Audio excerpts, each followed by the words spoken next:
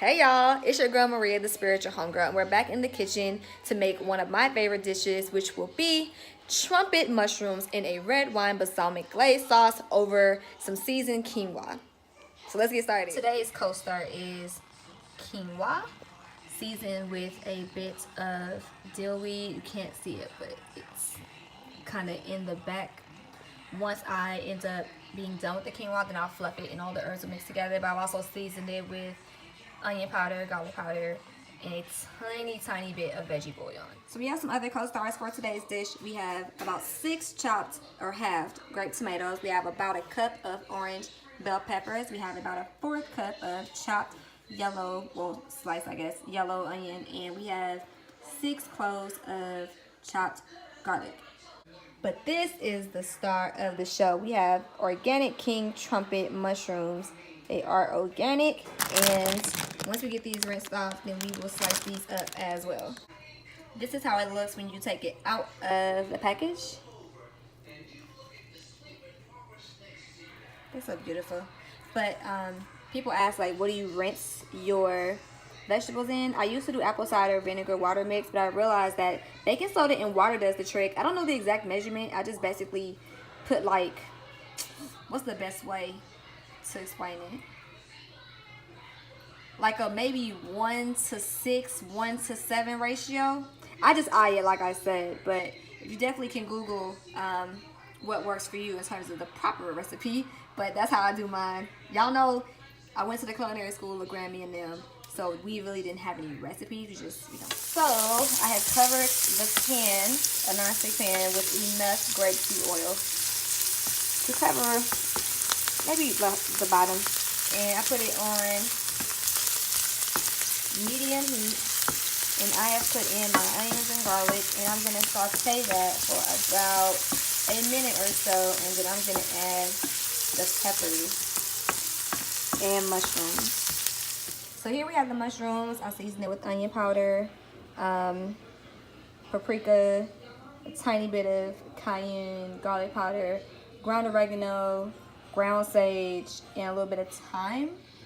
And I cut them into these pieces that kind of remind me of chicken. That's the cool thing about these particular kind of mushrooms, king oysters as well as king trumpets, is that you can cut the stems into whatever shape you want to do.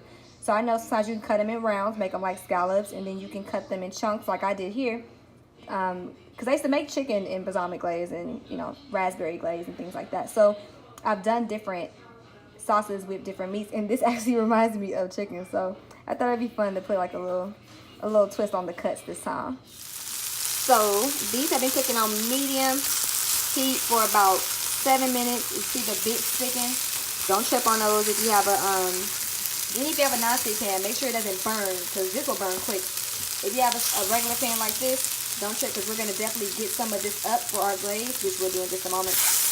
But I like my mushrooms to have a little bit of a sear on them. Like this here, a small sear, and then it's time to take them out and make our glaze. So we have some of that caramelized onion and garlic at the bottom of the pan, maybe some seasoning. So we're going to put in 1 cup of red wine. I use Merlot in this case. And then we're going to put another cup of balsamic vinegar in there as well.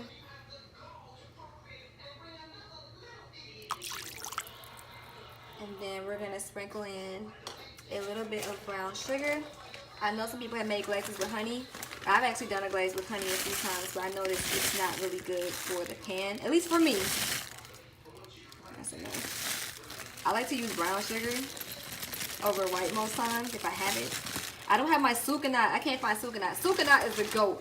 But if you don't have sucanat, then, I like to use light brown sugar. So we're going to stir that together. So what I've been doing while I've been mixing it together is that I've been scraping up some of the bits that were in the pan so it can help flavor the glaze. And as you can see, it's starting to come to some kind of boil. And as you can see, it's almost maybe about halfway. Oh, that was quick.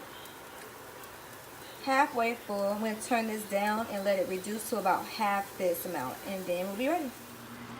Okay, so if you see this ball, don't freak out, but pay attention because at this point it's thickening up. So if you look, you can tell it's thick based on how it starts to stick to the pan. If you saw how things were switching around last time, in the last clip, you'll see that there's clearly a difference. Turn it down so you don't burn your glaze. At this point, it's done, so I'm just turning it off. But you can tell it's done when you put your spoon, and you see how thick that is? It almost has like a syrupy type of texture, and it also sticks to the spoon as well as the back. That's how you know. Please, I know you want to taste things. Keep in mind the texture has changed completely. Consistency is different. This is almost like heating honey and trying to, for those who eat honey, or heating something syrupy and then trying to, or caramel. There's vegan caramel, y'all, so I'm not using just, you know, non-plant-based examples, but it's almost like putting that on your hand. It'll stick to your hand. It can burn your hand or your finger or your tongue. So be very careful with that. I did this for about 15-20 minutes, but you gotta eye it. This is something you can't just leave and walk away from. You gotta keep an eye on it. Now if you see, you look here, all those bits, they're gone. So now it's time to put our vegetables and our mushrooms back in. Put them back in.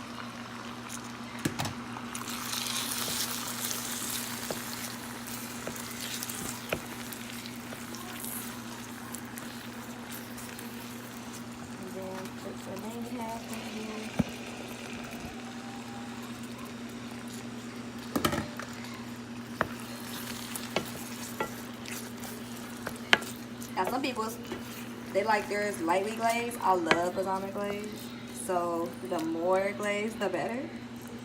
And then those tomatoes that I put in earlier, I'm gonna put those in at the end. I don't like blistered tomatoes in my dishes. Not all of them. Maybe tomato sauce, yes, but not when it comes to this one in particular.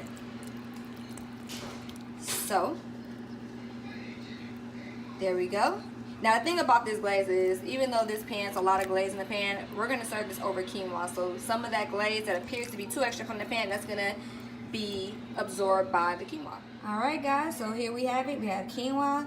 We spooned some of that mixture here from the pan, and then we scooped a little bit of some of the excess glaze onto the quinoa. You can do whatever you want in terms of how saucy you want your quinoa to be. And what is good, or better I should say, than having a good dessert after a meal like this?